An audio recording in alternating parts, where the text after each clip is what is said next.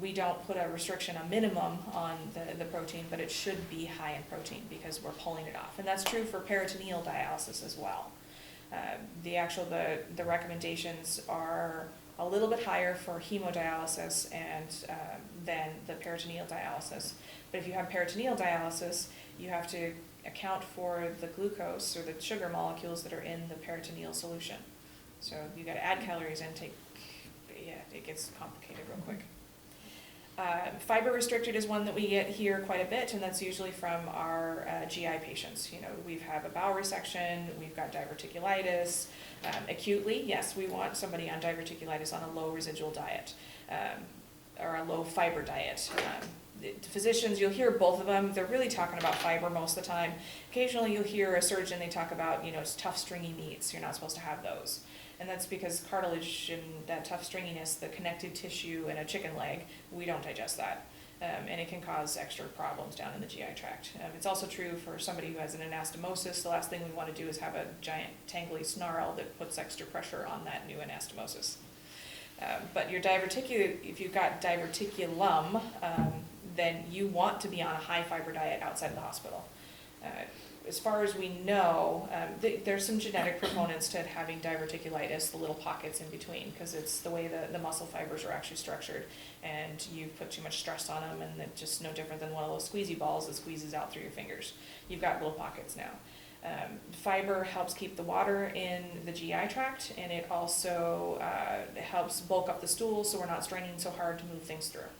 So that's why we want to have a high fiber diet with diverticulitis. I know you got the face, so are you thinking about seeds and nuts? Just, yes, that has fiber changed. thing, it bulks it up, but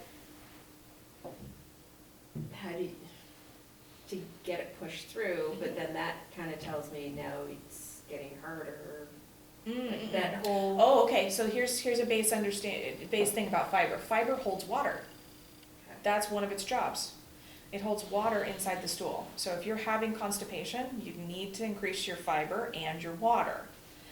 If you just increase your fiber, you're going to get constipated. You're going to have rock hard stool because it's sitting in your colon where your colon pulls out that water. So the more fiber you have in there, the more water it's actually going to retain. Okay? That helps? Mm-hmm. And then the last one we have is low sodium, the diets that we typically use here in the hospital. There's a few others, I won't go into them right here because they're used in special situations that are pretty rare.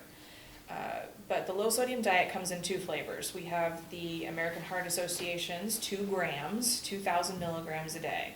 That's hard to do, I'm just honest. That's very hard for most people to do here in the United States, because primarily the source of sodium in our diet is not our salt shaker, it's our processed foods. You look at a can of soup, you pick it up and you turn it over and you look at the back of it and you're like, oh my God, it has 1,000 milligrams. Well, that's half of my daily allowance on a 2-gram diet. And that's all I eat because I'm 85. And I can open a can and pop it in the microwave, or I can put it on the stove because it makes me happy and it's easy to do. So then we have to look at what works for that person and where can we cut it out. I usually explain a low sodium diet as a bank account. You have 2,000 points or $2,000. You can spend it however you want, but you don't get to overdraft. So if you want a high sodium food like that salt or that soup that I was talking about, okay, let's make it fit. The rest of the foods need to be low sodium. That's also kind of true for the consistent carb diet. We've got those 60 grams. I don't care how you spend them. If you want white sugar in your coffee and you're having eggs and bacon with it, and you're not having toast and hash browns, I don't care. You're getting the same amount of 60 grams of carbs that the person next to you that got hash browns, toast, and bacon, whatever it might be. As long as if it stays within the same, amount of that 60 grams, it doesn't matter. Yes, there's nutrient quantity that is a little different between white sugar and, say, a whole wheat bagel. Yes, that's another conversation. But while they're here in the hospital, I don't care whether they get a packet of sugar, and I know I've seen it. Nursing's like, they'll stop me in the hall and they got a pack of sugar with their coffee and I took it away. And I'm like, why did you take it away? Because now they only got 20 grams of carbohydrates as opposed to the 60 that we actually counted for.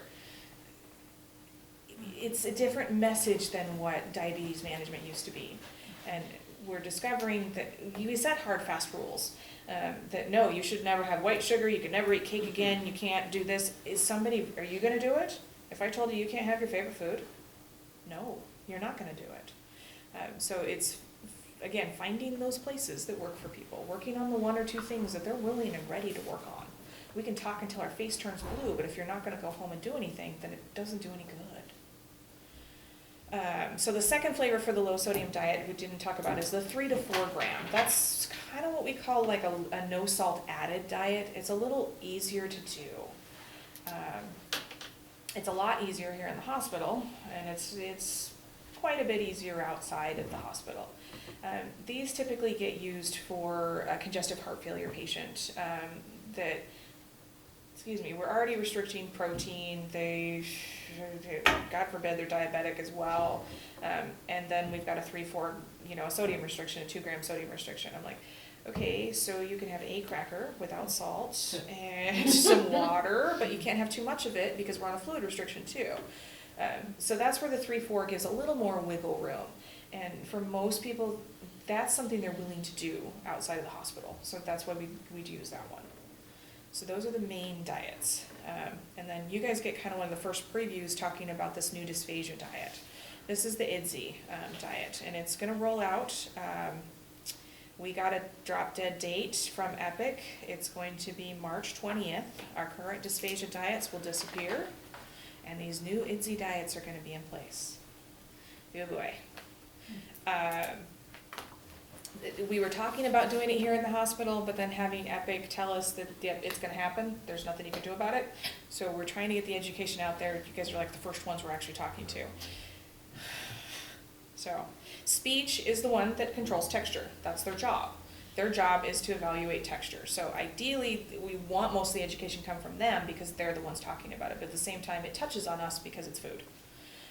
So the IDSI diet has this it's a standardization across the globe. We've changed the language. There's testing techniques that can be used anywhere in the world.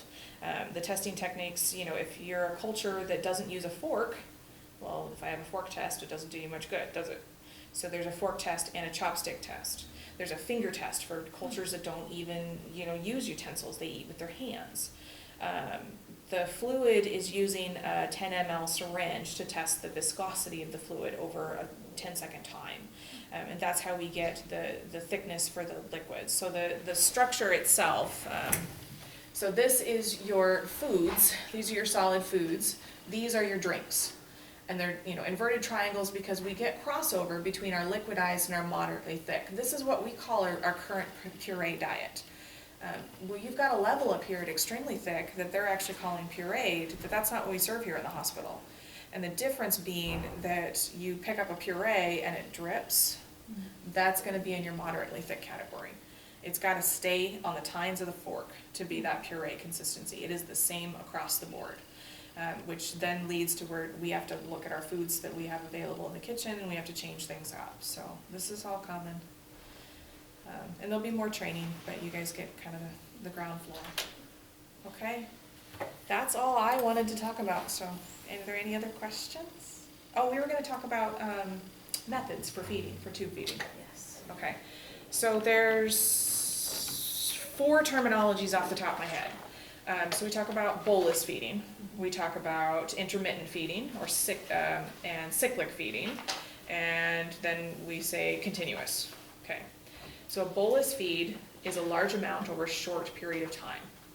So that's our 250 mLs, 500 mLs over a half an hour, or that's pretty long actually, that's the extended time. Our intermittent feeding is usually, we don't do it well here at the hospital because it's usually a gravity fed where we have a roller on the gravity bag and it just kind of trickles in because of gravity and the GI motility pulling it in. So that's where the intermittent feeding, that is can be a larger volume, but it's given over a longer period of time, like 2 hours. Those are ones, we usually use those for a little bit gastroparesis, just quality of life. When they leave here from the hospital, they're not hooked up to a pump all the time, but they don't tolerate a large volume over a short period of time. Then we get into cyclic feeding, which we do actually do that quite a bit, especially on the second floor. we start feeding overnight. That's our 12-hour feeders, or our 16-hour feeders. We give them some time off. It's a cycle that we're going through. And then we have continuous, which means it should be running 22 to 24 hours a day. Okay, so those are the different methods. Ideally, the best physiological method is the bolus feeding, because that's what we're used to doing. We sit down, we eat a plate, and then we don't eat for a while. We're not taxing our body, our liver typically, to be constantly dealing with all of this nutrition. It works well to have a continuous feed in an ICU setting, but then when you start moving into med-surg, we want to start looking at condensing that. They go off to a skilled nursing facility afterwards. They already condensed it. They walk through the door, and that dietitian, she changes the orders, or he, in some cases, not many guys in dietetics, but they change that order, and they're going to at least a cyclic feeding, if not an intermittent feeding, because they need time off the pump. They need to be able to be unconnected, get up with therapy, walk down the hall, do whatever they need to do. So they're already looking at condensing it. If we can condense it before we get there, it's even better. But that's not always true. So I mean, average length of stay is 3 days. So that's a long time to start a tube feed, do they tolerate it, and transition to a cyclic, or even a bolus feed. So that's where med-surg, if we're looking at a relatively stable patient with a functional GI tract, that something happened and we now need to do a tube feed, that's when we try to order a bolus feeding, because that's what they're gonna go home on. If they're gonna go home with it, that's what they're gonna go to at the skilled nursing facility. An ICU patient, we don't want to give that large bolus because we don't know what's going on for a lot of cases, or we have an idea, but we don't know how they're going to handle it. But that doesn't mean that there are not hospitals out there that have bolus feeding protocols in the ICU. They have what they call volume-based feeding, which is another trend towards that's coming out of the nutrition world that's transitioning into the hospital, where instead of me giving you a 50 ml an hour rate, I give you a volume, and I don't care how you give it, you just need to give it during the day. And it allows nursing to have more power to adjust that. Okay, all right. Thank you. Thank you.